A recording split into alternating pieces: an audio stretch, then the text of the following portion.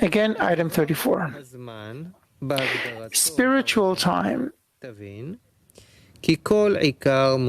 With respect to the spiritual definition of time, you must understand that time is essentially defined by us only as a sensation of movements. Our imagination pictures and devises a certain number of consecutive movements, which it discriminates one by one and translates them like a certain amount of time. Thus, if one had been in a state of complete rest with one's environment, he would not even be aware of the concept of time. So it is in spirituality. A certain amount of renewals of tzura, forms, is considered as spiritual movements. Those are intermingled in one another by way of cause and consequence, and they are called time in spirituality. Also, before and after are always referred to as cause and consequence. I don't see any questions for now, but it's worth to repeat this excerpt every so often, every few months, maybe because still the concept of time is very important to us, and spirituality is above time, above space. So in which way or to what form should we come to in order to get rid of that feeling? If I am adhered to the environment and there are no changes between me and the environment of what's happening in me or in them, it's not the same thing, but we are together, then time stops. There is no time.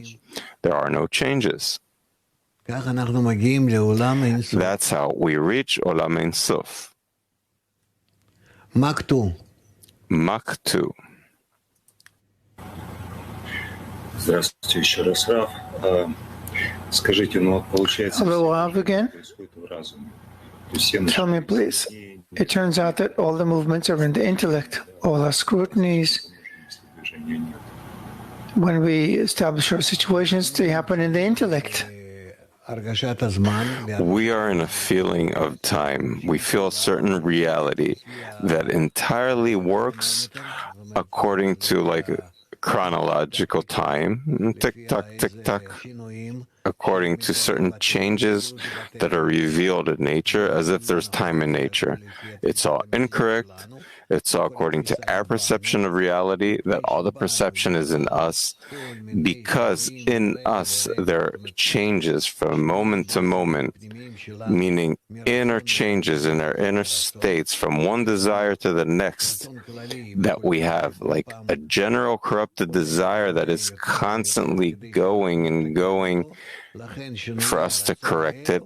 That's why these changes in our desire are felt from inside, that time changes and place change. And then we're in some kind of motion according to the axis of time and axis of space. And that's because our reshimot from the shattering keep awakening, and they come for us to realize them correctly. To the extent that we start correcting them, we start feeling the concept of time correctly, the true time, that there is no time. And also what the true concept of motion is, that it goes from corporeal movements into spiritual movements, that as much as I have to take my desire from in order to receive to in order to bestow, from malchut to bina, from that reason to above reason. By this, I can feel myself that I'm in a motion. And the number of times from Malchut to Bina and back, I measure time through that. The number of actions like that that took place, I say, more time, less time.